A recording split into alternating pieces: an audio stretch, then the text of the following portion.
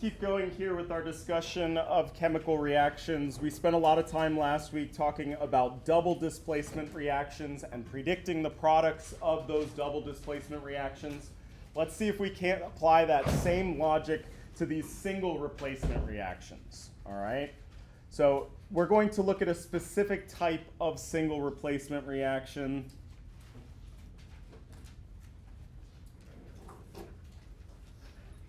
Let's say predicting products of single replacement reaction. That's what we're trying to do here.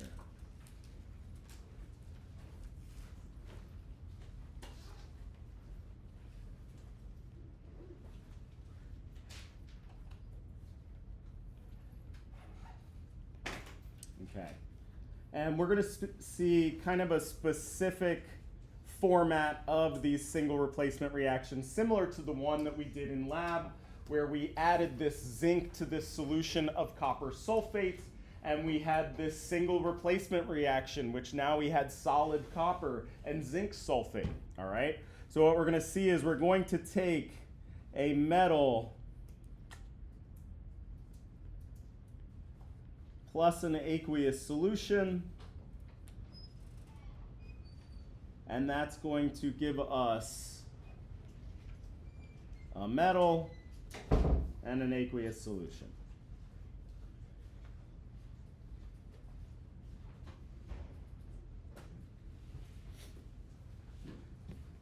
All right, so one such example, let's say that we're going to take sodium, solid sodium, not sodium ions, but pure sodium where it's got the same number of protons as it does electrons. And we're going to add this to a solution of magnesium chloride.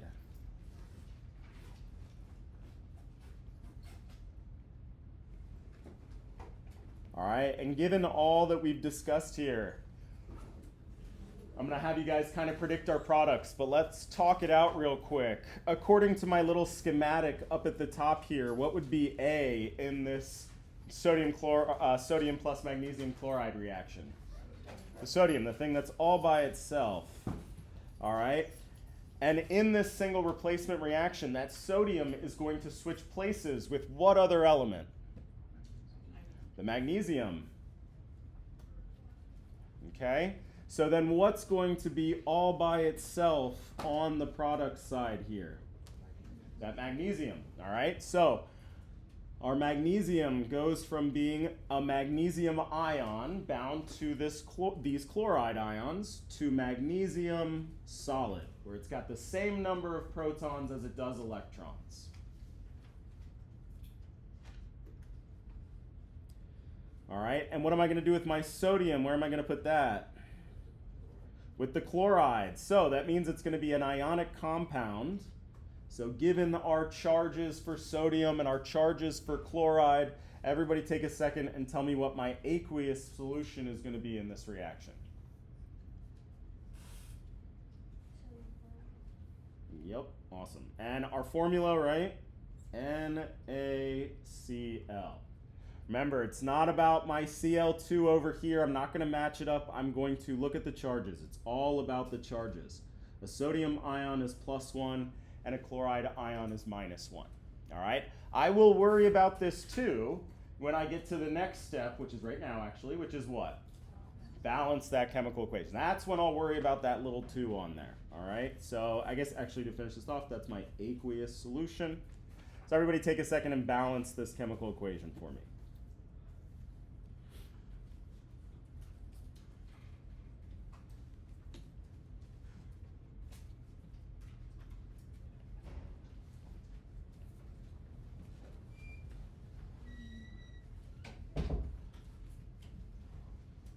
Okay, those chlorides were in balance, so I'm going to put a 2 over here on my product side. I got to update my sodium as well. All right, cool. I'm going to have you do one more for me here. We're going to put some zinc into a solution of gold 3. No, we can't do chloride, unfortunately, for gold. We're going to have to do nitrate.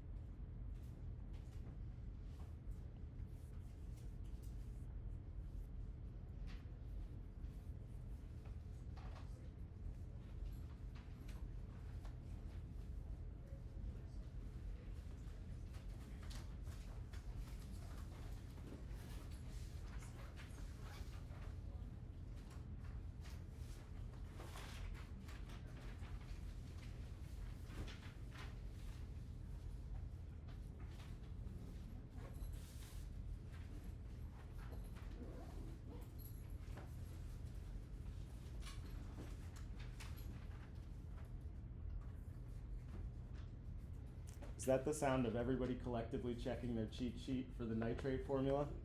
That's funny. Okay. NO3 minus 1, right? Okay. Oh, zinc. What's zinc? That's a good question, because zinc is not one of our group 1 or 2, but it is still a type 1. We got to know that one. All right? Okay, going back. Let's just see. Ignore all this. Right? These three right here, we had to know the charge of. And they made kind of this little order which helped us to remember them. Does anybody remember what aluminum was? +3.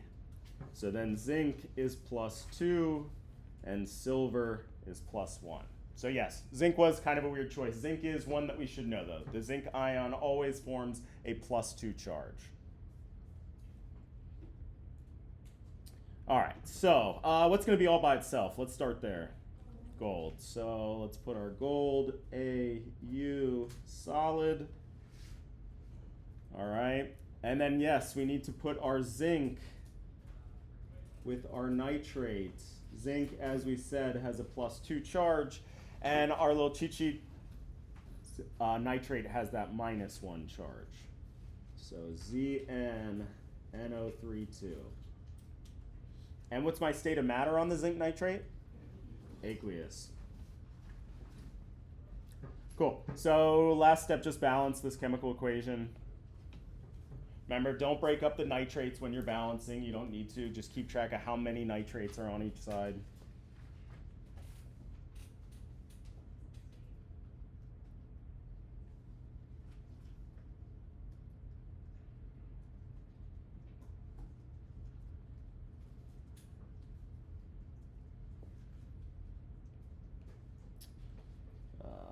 It's one of those 2 and 3, got to make it 6 situations.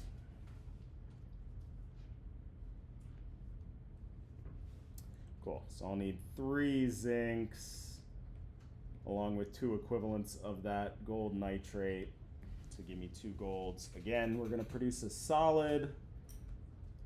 Gold all by itself, and now zinc, which used to be all by itself, I guess I'll be consistent with my colors, is now incorporated into that ionic compound. Okay? One thing that I just want to point out before we go forward here is zinc is going from being a neutral chunk of zinc metal, the one that we all held in our hands like 2 weeks ago, those little shavings, right? That chunk of metal had as many protons as it did electrons. It wasn't an ion, those were zinc atoms, right? And then in this reaction, what's occurring is now the zinc is becoming a compound with that nitrate. It's becoming a zinc ion. So in order to do that, we took 2 electrons away from that zinc atom and made it into a zinc ion, okay? And then where did those electrons go? They went on to what used to be these gold ions that are now gold atoms, neutral gold atoms, like if you were wearing a piece of gold jewelry. All right, cool. So this is going to open this can of worms here, our discussion of a specific type of reaction, what are called redox reactions.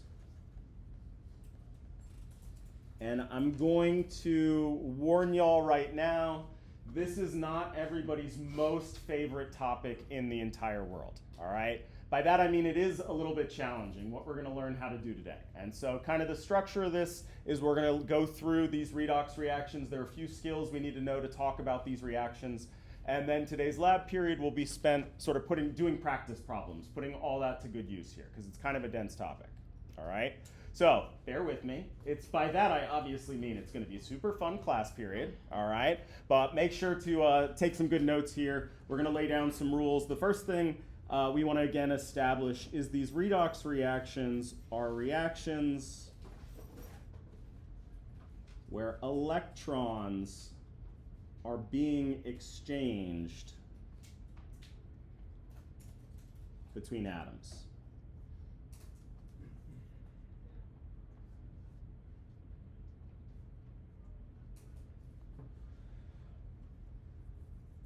This is a rather large class of reactions. Single replacement reactions are one example of that, all right? But there's a lot of reactions out there.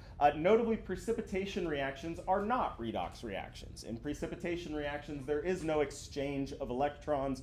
We just have two ions finding one another and making that solid bond. Okay, cool. So, first thing that we're going to learn how to do to talk about these redox reactions here is learn how to calculate something called an oxidation number.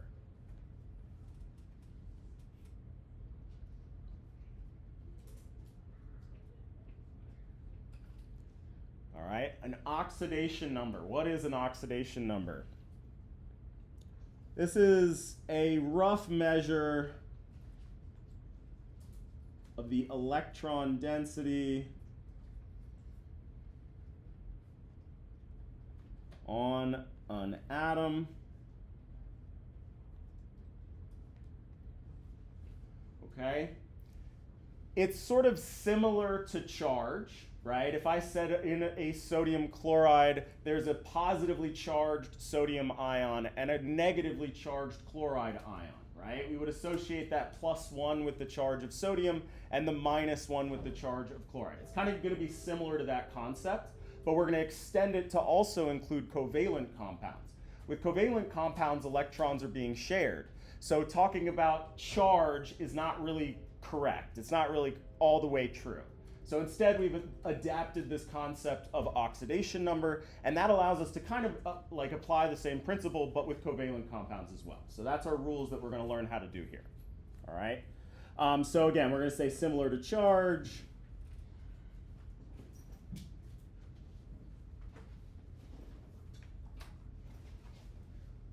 But for covalent compounds as well.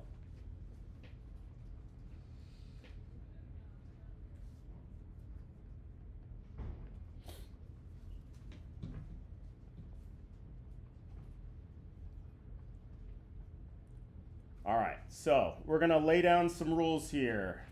All right, we're going to, we can just put down, we're going to put down some examples.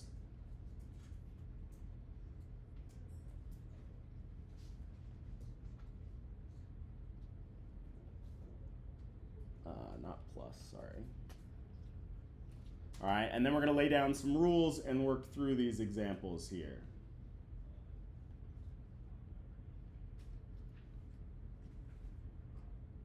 I'll obviously put these back up, but yes.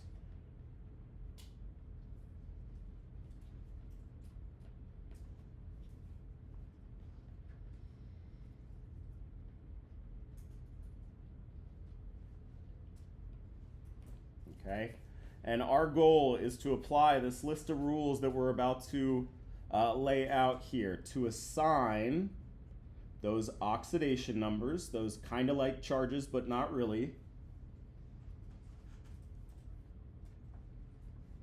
to each element in these compounds.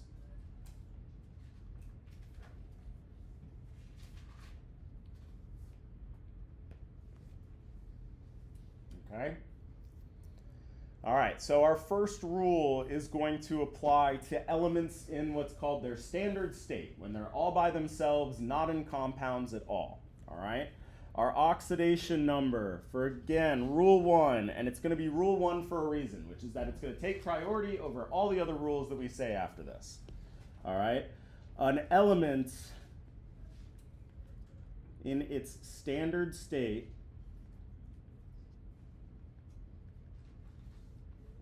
has an oxidation number of 0.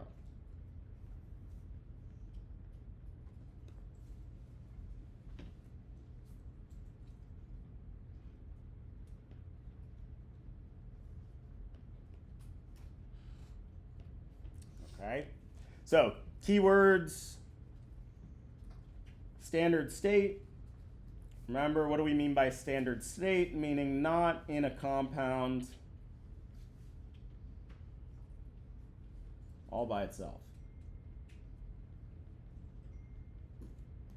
All right, if an element is in its standard state, its oxidation number will be 0. All right, let's go back to a list of examples here. Based on this first rule, what can we assign oxidation numbers to in these compounds? So let's say, okay, let's just go one by one. Who thinks we can do it for sodium here? All right, what about the sodium ion? Okay, cool. So sodium is when it's a solid all by itself. That is that element in its standard state. Okay, so this, we're assigning our oxidation numbers here.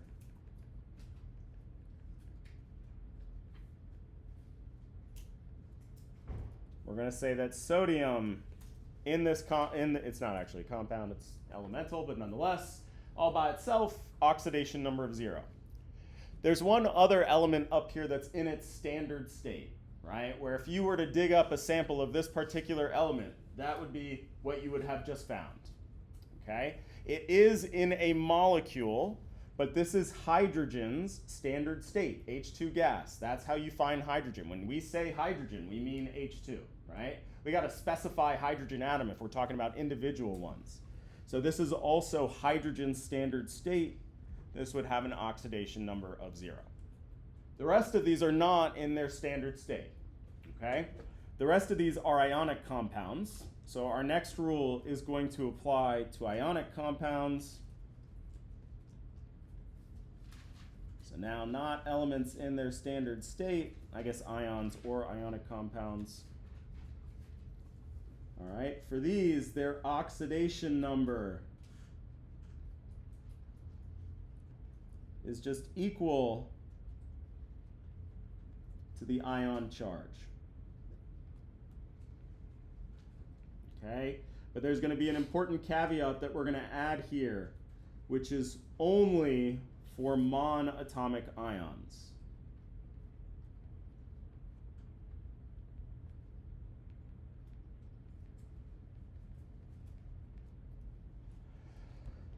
What the heck do I mean by monatomic? Let's pick that word apart. What do we think that prefix means? The mono, 1. So these would be single atom ions. So basically, as opposed to polyatomic ions, which are many atom ions, we're talking about the ones where they're all by themselves, not one of those polyatomic ions. So single atom ions, not polyatomic.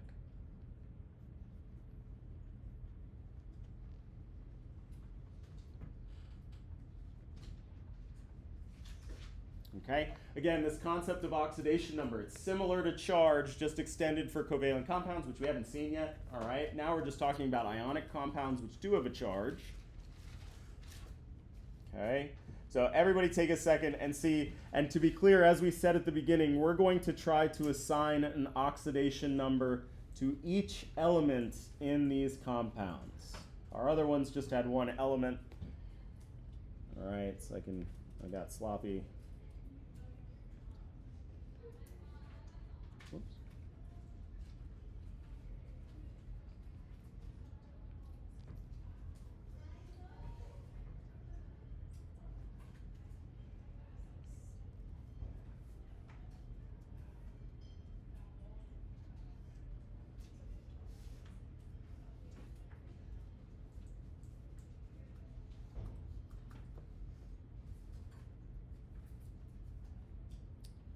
All right, and let's just note here that our oxidation numbers are per atom in your compound. So not going to like sum up the total amount of negative charge. It's the charge per bromide ion, for example. So in this magnesium bromide here, you're not telling me how much total negative charge you have, just the negative charge on each bromide. Same thing with our iodide in our last compound.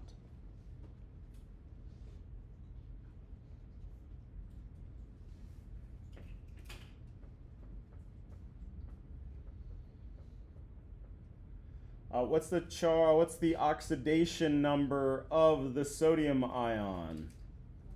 Yeah, and we do have signs and values for our oxidation number, so +1. What about magnesium in magnesium bromide?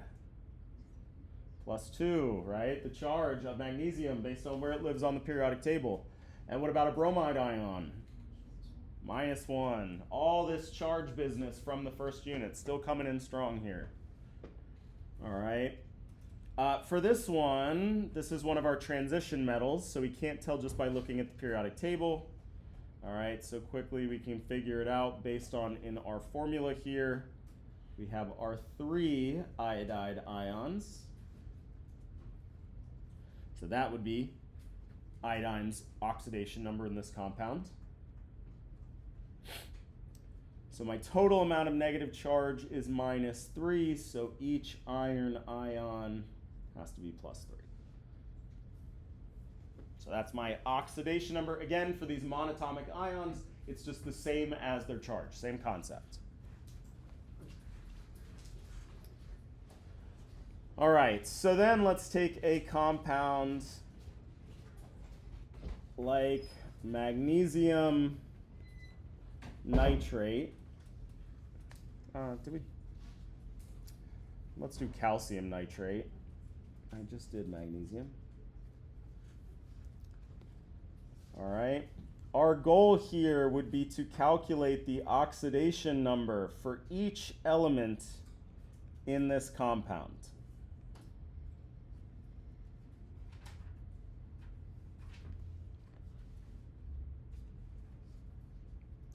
One of these I can actually do based on our rules that we learned. Which one of these is a monatomic ion?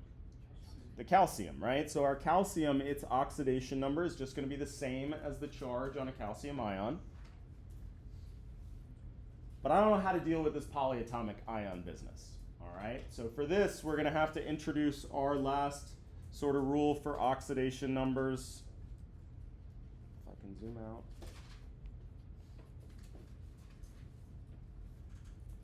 All right, and this is how we're going to deal with covalent compounds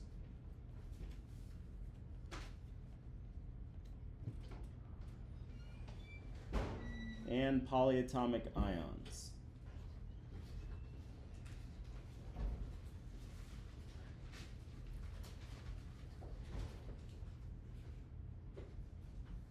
Okay.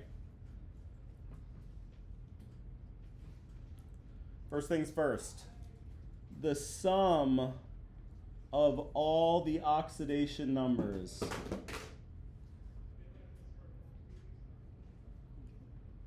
must equal the net charge on the ion or molecule.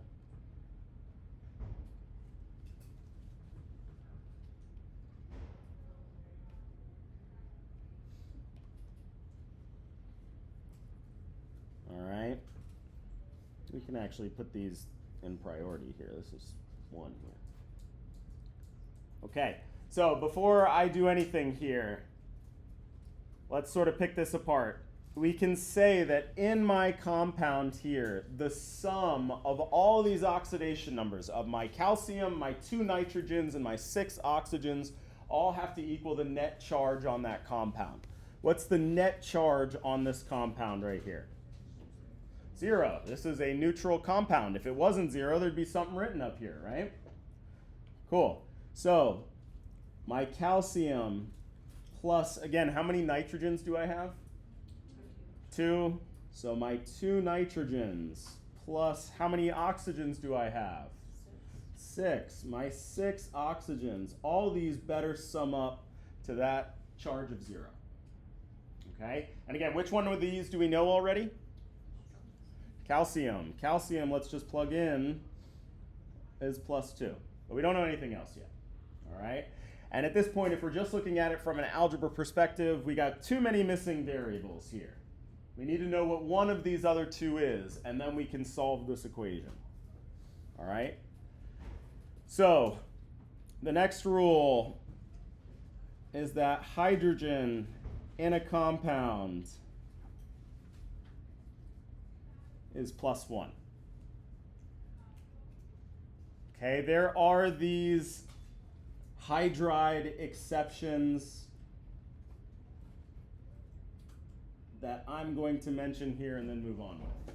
All right? Meaning you're not going to have to worry about it. Okay, so hydrogen in its compounds is +1. All right, and the next rule is the most electronegative element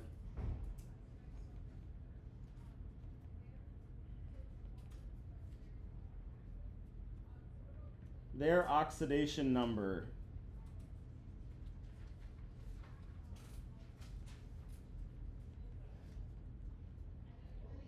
is the same as if it was a monatomic ion.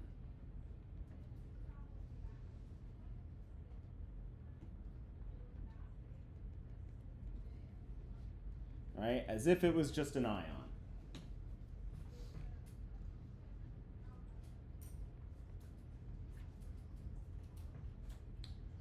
Okay, so we're going to have to take a second and explain what the heck I mean by electronegative. But for right now, how about y'all just trust me? And I'm going to say oxygen is the one that's more electronegative.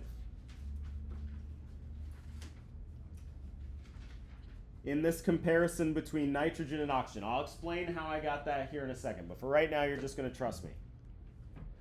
So what does that mean if we apply that rule? If that one's the most electronegative out of these two elements, then I'm going to use what its charge would be if it was, say, if it was an oxide ion. All right, so what's the charge on an oxide ion according to my periodic table? -2. So now I have just one missing variable. All right, so plus my 2 nitrogens. This is the one I don't know. Plus 6 times that -2. That is equal to 0. I mean, this would be -12 plus 2.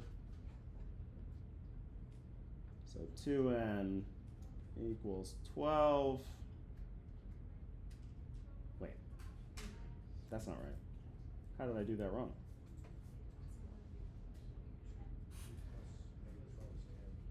Oh, what did I say? Okay, my bad. Good. Whew! Because I knew what it should be, and I'm like, uh-oh, that doesn't work out. I'm glad it was an algebra mistake. Wonderful. So then 2n equals 10, which means that n is equal to +5 here. Negative, no, because I moved it over. Sorry. I did 2 steps in one. Okay? So we have to be able to solve for all but one of our oxidation numbers, and then we know that the sum of everything together is going to equal that net charge. All right? And the way that we know one, this oxygen, over the other, the nitrogen, is because I told you that oxygen was more electronegative. All right, so what the heck do I mean by electronegative here? We got to go to our handy dandy periodic table.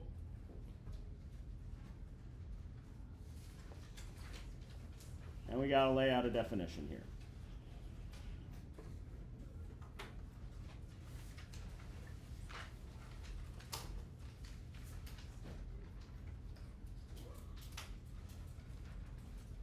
Electronegativity. I mean, it sounds cool, right? So this is the tendency of an atom to pull electron density in a covalent bond.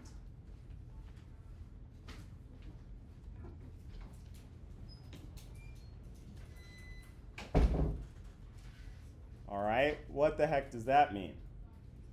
Okay, so first of all, when we were learning about covalent bonds, there was this word that I said that I want you to have in your head about what electrons are doing in a covalent bond. Does anybody remember? They're being what between these two atoms?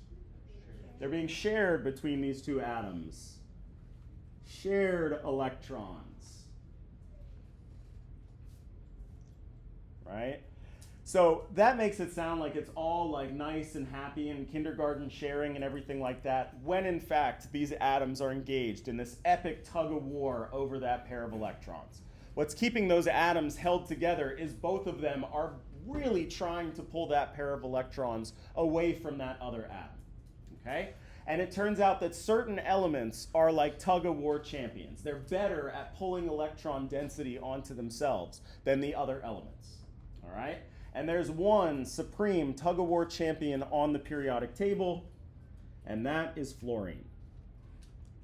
Fluorine is the most electronegative element, which means that when it's engaged in a covalent bond, it is pulling the crap out of that pair of electrons so that that electron pair is sitting on that fluorine atom, okay? So our electronegativity, if we want to think about it kind of simply here, it's a tug of war over those shared electrons.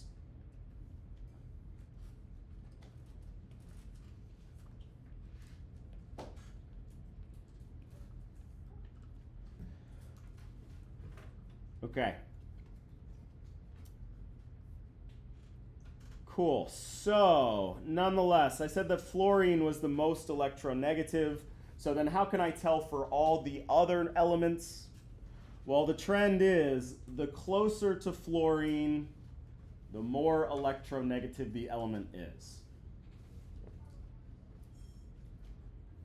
Okay? We are going to give a special shout out to oxygen, because oxygen is in so many freaking compounds that we just want to know this specifically. If fluorine's number 1, oxygen's number 2. Oxygen's the second most electronegative element. So unless it's fluorine that it's in a compound with, it's always going to be that -2 value. Okay.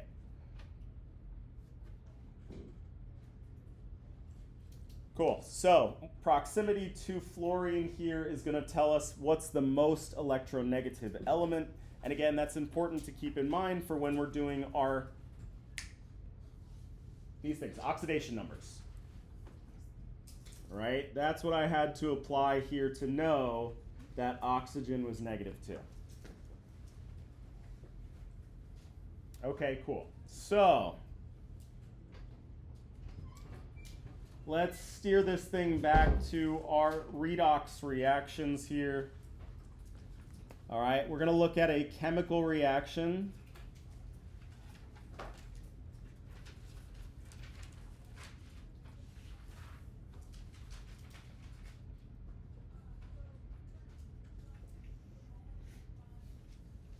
All right, I'm just going to quickly balance this. Balancing is actually not essential to your oxidation number discussion, but nonetheless, just to have it done for completeness. Okay, and now what we're going to do is we're going to create an oxidation number table.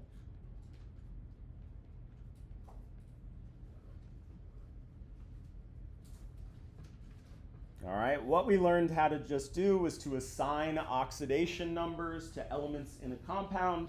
Now we're going to build this little table where for my chemical equation here, I'm going to make rows for each element. And I'm going to make 2 columns. We're going to calculate the oxidation number of sodium and chlorine on the reactant side and the product side of this chemical equation.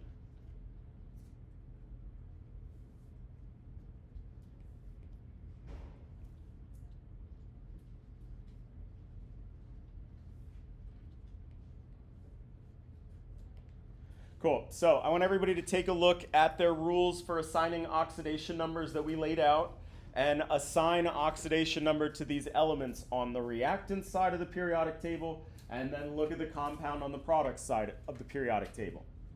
All right. We laid out these rules for assigning oxidation numbers. See if you can't apply that to that chemical reaction.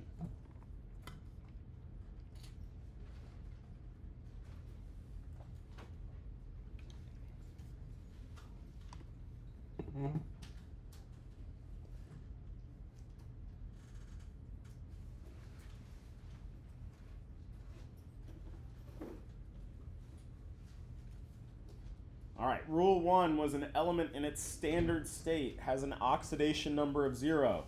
Did that apply to anybody in this chemical reaction? Who and where?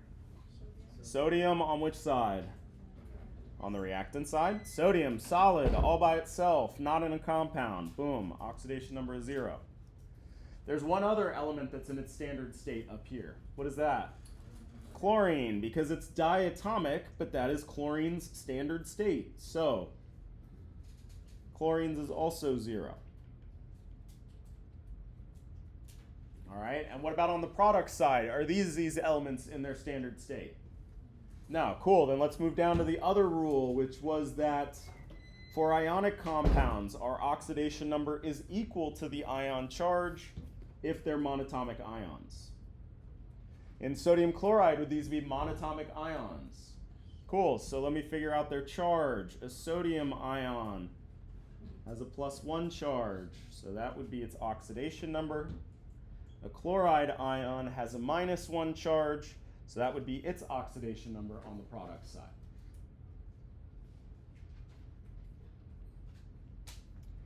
Cool. So in this reaction here, sodium went from being the standard state of sodium, having just as many electrons as it did protons, to becoming the sodium ion. So sodium in this reaction lost electrons. Right? Since electrons are negatively charged, its charge went up. All right, we can see that its oxidation number here increased from 0 to 1 because it lost that electron. My other one, my chlorine, its oxidation number decreased. That's because where did that electron go? It had to go somewhere. We can't be creating electrons out of nothing, right? So that means that that chlorine gained an electron to become the chloride ion. All right, so when that oxidation number increases, you lose a negatively charged electron. That's why it goes up. And when you gain an electron, that oxidation number goes down. All right, we have fancy terminology for this losing and gaining of electron business. Losing of an electron is what is called oxidation. And the gaining of an electron is what is called reduction. And that is where the name redox reaction comes from, because in a redox reaction, you always have something being reduced or gaining electrons, and you always have something losing or being oxidized, right? Redox. Importantly, if I did my oxidation number table here and I found that both of these increased, something went wrong somewhere. That cannot happen, right? That means that you're losing electrons and they're just going nowhere. The whole point here is we got to conserve our electrons. Okay, cool. So, two things that I can ask you after you create this table here is what element was oxidized and reduced?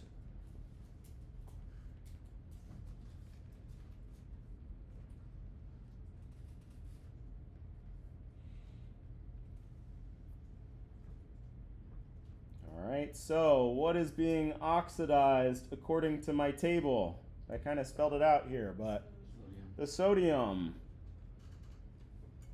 And what is being reduced according to my table?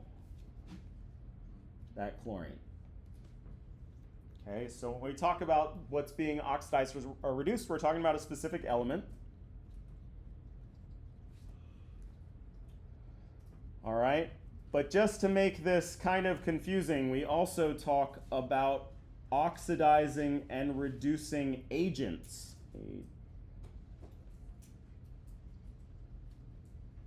All right, and the important thing here is that these are going to be our reactants in our chemical equation. So I'm not talking about specific elements. I'm talking about what compound it was in our chemical reaction. All right, it's just kind of a very subtle but important distinction. All right, Again, I don't make the rules here, y'all, all right? But we're going to learn about what an oxidizing agent is.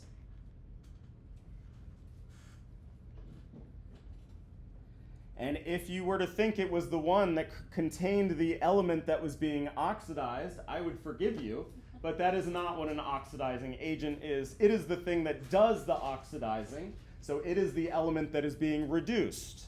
So my oxidizing agent in this particular chemical reaction would be that chlorine gas, right? Again, it has to be my reactant. It's got to be that full formula, Cl2.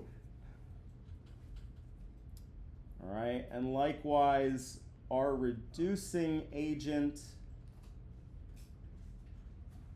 would be the thing that's getting oxidized, or sodium.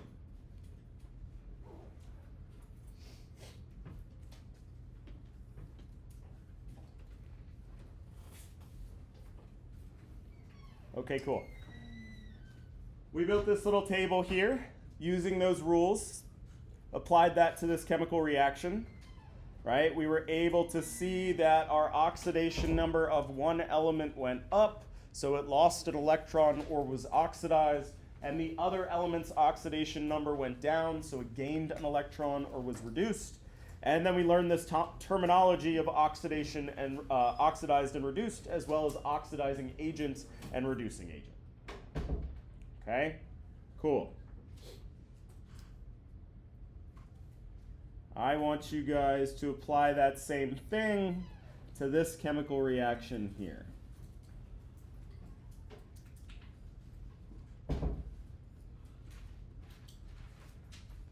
We really love zinc today. I don't know.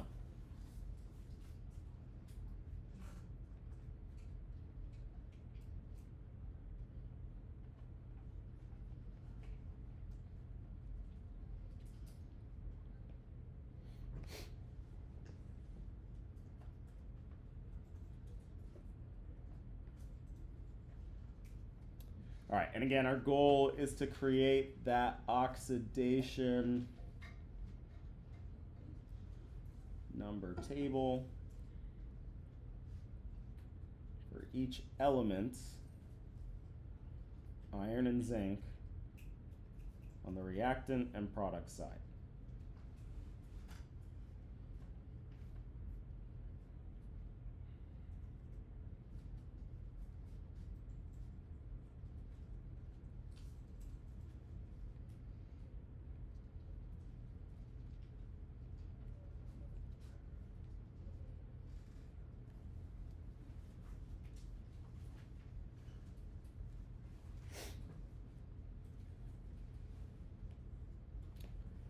Okay, because then at the end of the day, you can tell me what's being oxidized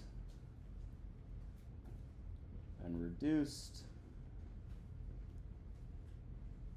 and then our oxidation agent and our reducing agent.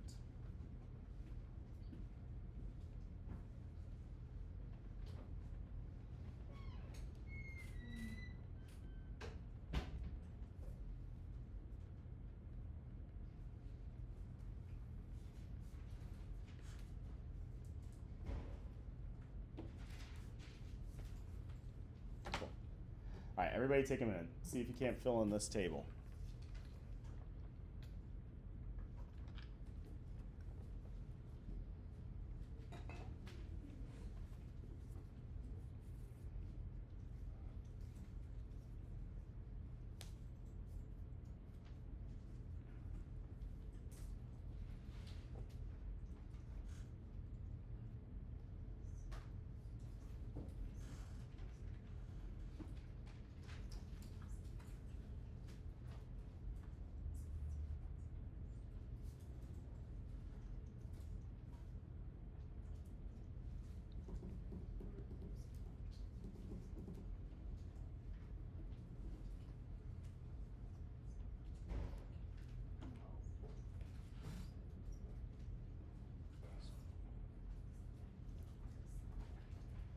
Okay, what is the oxidation number of iron on the reactant side? Plus 3, the charge of that iron ion. What about on the product side? 0, it's all by itself. What about zinc on the reactant side? 0. And what about zinc on the product side? +2. Okay, so if we look, our oxidation number of the iron is going down, right? So this one's decreasing from the reactant to the product side. And the oxidation number of our other element, zinc, is increasing. Okay. Now, obviously, you can just look at your notes to make sure you see what's up. All right, I will say that for this losing electrons is oxidation, there's this common acronym that you'll hear, which is LEO, losing electrons, oxidation, okay? And that is absolutely true, so that's a maybe helpful thing to remember. But honestly, I just like look at what's going up and what's going down, and I say, okay, decreasing, that means this, it's what's being reduced. Okay, that means the other one that's increasing is what's being oxidized. So you can use either little memory trick to help you remember oxidation versus reduction, oxidized versus reduced. But that's what I do, is I pay attention to what's going down. That means it's being reduced. That makes sense to me. Okay, cool. So then the last question was these agents business. Okay. What is going to be my oxidizing agent in this reaction? Iron. Okay, so right, oxidizing agent, I got to look at what's being reduced. So it's going to be the iron. But you can't just give me Fe, because I'm not talking about the element, I'm talking about the reactant here. And what is that reactant? It's not just iron, but the iron ion, that iron 3 ion. So my oxidizing agent, again, your agents are always going to be one of your reactants. And my reducing agent, or the thing that's being oxidized, is that solid zinc.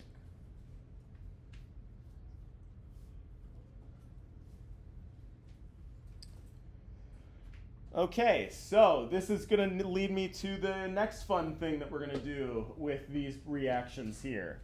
Is if you look at this chemical reaction, everybody's really tempted to say that this looks like a balanced chemical reaction. I got the same number of irons on both sides. I have the same number of zincs on both sides. Looks great, okay? However, this is not a balanced chemical reaction from a charge standpoint. We have not correctly accounted for the number of electrons that are going to be lost by my element that's being reduced, and the number of electrons that are being gained by my element that is being oxidized. All right? So we're going to have to learn this new balancing technique, okay, which is called balancing by half equation, or balancing by half.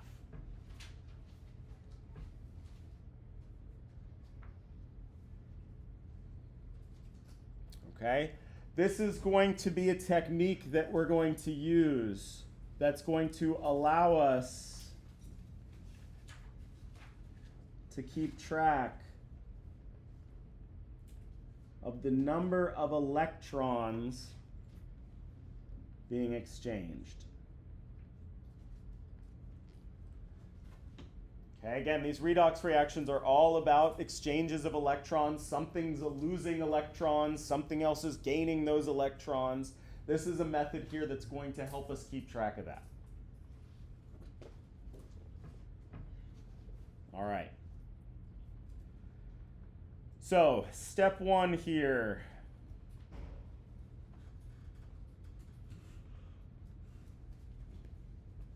is we're going to break our chemical equation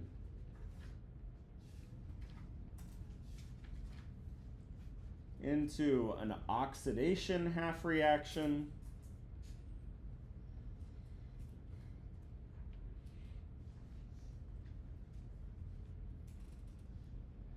and a reduction half reaction.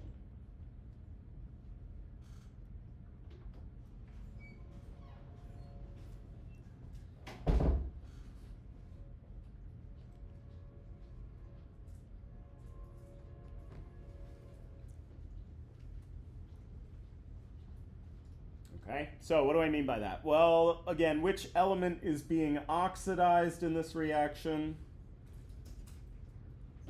Zinc. So what we're going to do is we're going to create an oxidation half reaction where all we do is look at what happens to that zinc solid as it's being converted into a zinc ion. And then we're going to create a reduction half reaction where we only pay attention to our element being reduced, that iron 3 ion becoming solid iron.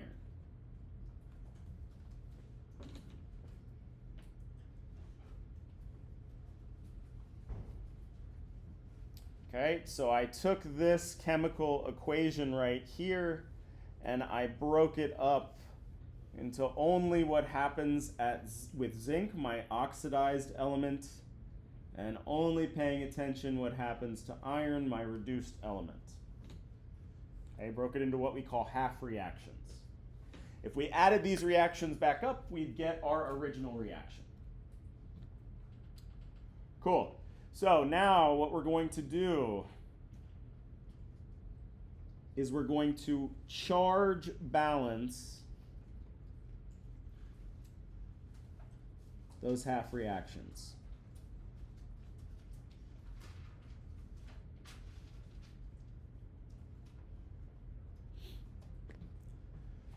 Okay, everything that you've been doing up until this point is what's called mass balancing. You are making sure that the same number of sodium ions were on one side as on the other side, or sodium atoms were on one side as the other side.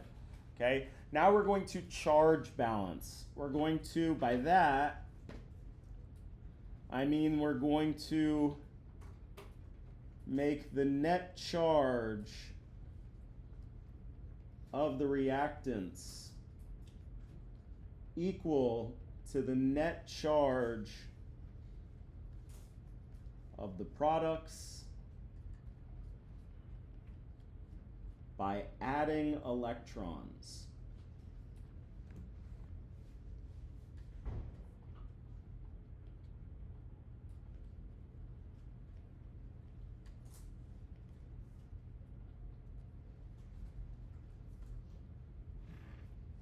Okay, so we're going to take these two half reactions, our oxidation half reaction. We'll look at that one first, and we're going to charge balance it. We're going to make sure the net charge on the reactant side is equal to the net charge on the product side, and we're going to make sure they're equal by adding electrons to one side. So, what the heck do I mean by that? Let's take this oxidation half reaction. What is the net charge over here on the left-hand side of that zinc atom? 0. And what is the net charge of that zinc ion on my product side? +2. Now, I want these two sides to equal one another. But the only thing I'm allowed to do is add electrons. All right, and what are electrons charge-wise? -1. So the only thing I can do is bring one of these numbers down. I can only add electrons. That's going to decrease the charge. So which side do I want to add my electrons to? The left-hand side or the right-hand side? The right-hand side. It's too big, so I'm going to bring it down by adding 2 electrons.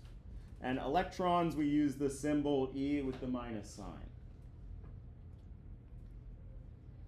Okay, now if I recalculate my net charge over here, I got +2 from this ion, but then -2 from those electrons, so my net charge is 0. So now this half reaction is charge balanced. Same net charge on both sides.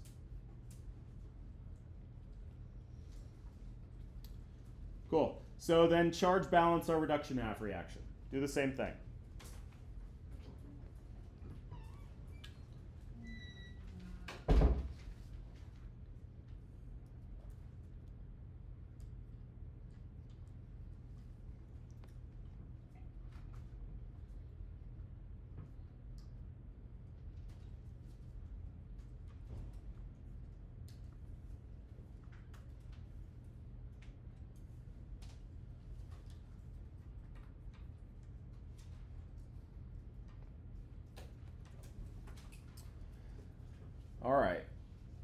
What's my net charge over here on the left?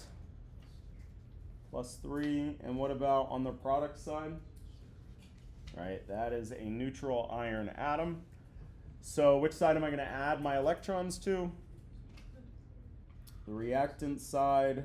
I'm going to add 3 electrons so that now my net charge, sum everything up, is equal to 0. Okay. In this case, they both worked out to be 0. That's not always going to be the case. What's important is that they match, right? They have to be the same on both sides. Okay, cool. The other thing that we can just make note of, and this is a really good like midway point sanity check here, is that one of these half reactions, your oxidation half reaction, you had to lose electrons. That means that electrons should be on the product side. Likewise, the reduction half reaction, what it meant to be a reduction half reaction was that you were gaining electrons. So that's why we see electrons on the reactant side. Right? My iron ion gained those 3 electrons to become iron metal. My zinc lost those 2 electrons, and that's what the iron gained. Okay? And even, like, great, if you can remember electrons on the product side for oxidation and the reactant side for reduction, great. Even more basic, simpler to remember, you better have them on either side, right? If you added them both to the product side when you were doing your balancing by half reaction, something went wrong somewhere, right? On one of my half reactions, I should have electrons on the product side. On the other half reaction, I should have electrons on the reactant side, right? Just an easy double check. Okay, cool. So now we're going to sum these equations back up. Sum those half reactions.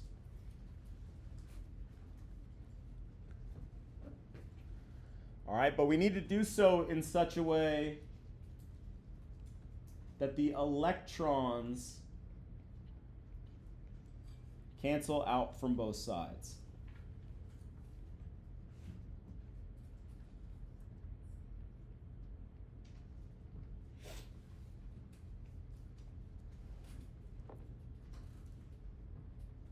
Okay, so to be clear, when we talk about summing chemical reactions, we mean we're going to combine the reactants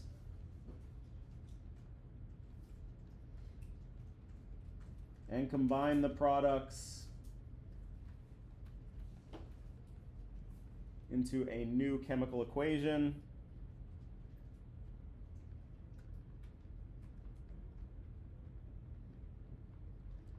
All right, and when we combine these two together, what we want is to make sure that our electrons are going to cancel out from both sides, meaning we have the same number of electrons on the reactant side as we do on the product side.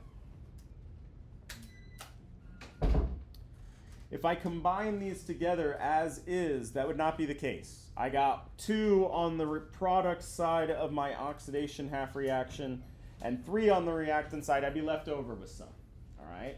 So instead, what we're going to have to do, I'm going to get rid of my charge balancing step here just so this doesn't get too ugly, is I'm going to take this entire half reaction and multiply it by 3. And I'm going to take the entire reduction half reaction and multiply it by 2. All right, why did I do that? Yeah, so I couldn't make those 3 electrons into 2 electrons or vice versa. I had to turn them both into 6. But I don't want to just change the number of electrons because that's going to mess up all the work that I did before this, charge balancing this, right? So in order to keep this charge balance, I'm going to take the entire thing and multiply it by that whole number 3 and the entire reduction half reaction, again, to preserve that balancing and multiply it by that whole number, okay? And I'm going to do this because now I'm going to take these and sum them up.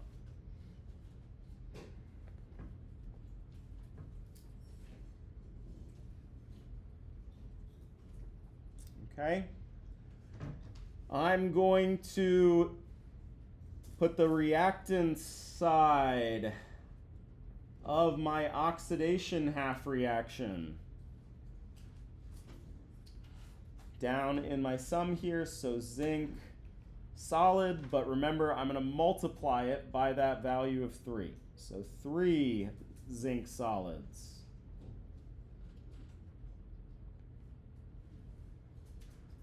All right, that came from my oxidation half reaction. And now I'm going to add from my reduction half reaction. So I'm creating a new reactant side of my chemical equation here. How many electrons are going to be next? 6. I got to multiply by that factor of 2. Plus my 2 iron ions.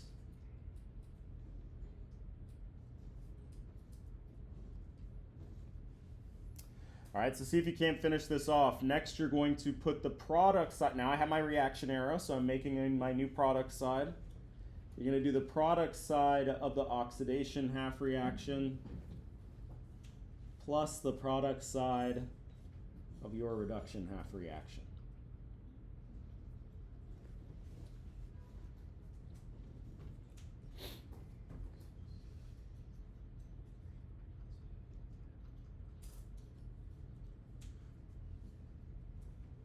Okay, so to be clear, this 3 is going to be distributed to everything within those parentheses. So that's why I had 3 solid zincs. I'm going to have 3 of those aqueous zinc ions and 6 electrons. All right, plus how many solid irons? 2.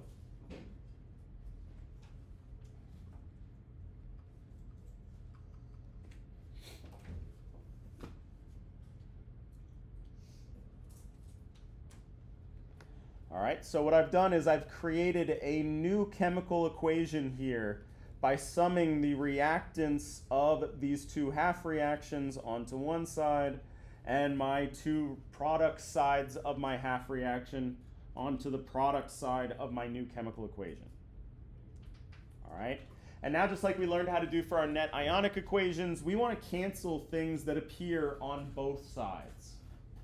Okay, there's only one thing that I can get rid of, which is what? Electrons. And if I did this right, I better be able to get rid of my electrons. That was the whole point of multiplying by the 2 and the 3, that whole business up here. This whole thing is so that I can cancel out these electrons at the end of the day. Boom, boom. So now we have our new chemical equation, our balanced chemical equation. Not only is it mass balanced, but it's charge balanced. You need 3 zinc atoms to react with 2 iron 3 ions in order to create zinc ions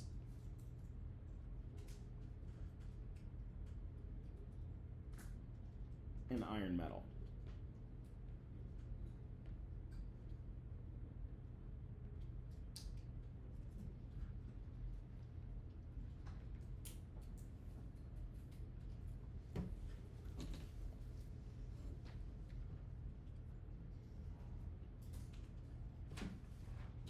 All right, so what we're going to see for these redox reactions, they're going to be a pain in the butt.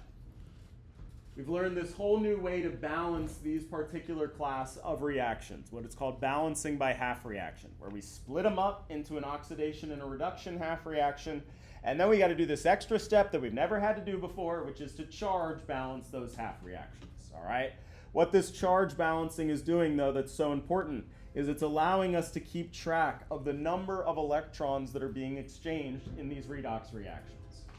All right. Once we do our balancing, our charge balancing, we're going to sum these half reactions back up, and we're going to cancel them out in such a way that our electrons cancel out from both sides. That's how we know we've summed them up correctly, and we have a nice, beautiful, charge-balanced chemical equation here. Cool. All right, a lot of fun. Wonderful. All right, so this seems like a good place to pause for now, and we're going to build on this when we get to our worksheet in lab. All right, what we're going to do is, whatever, we're close enough.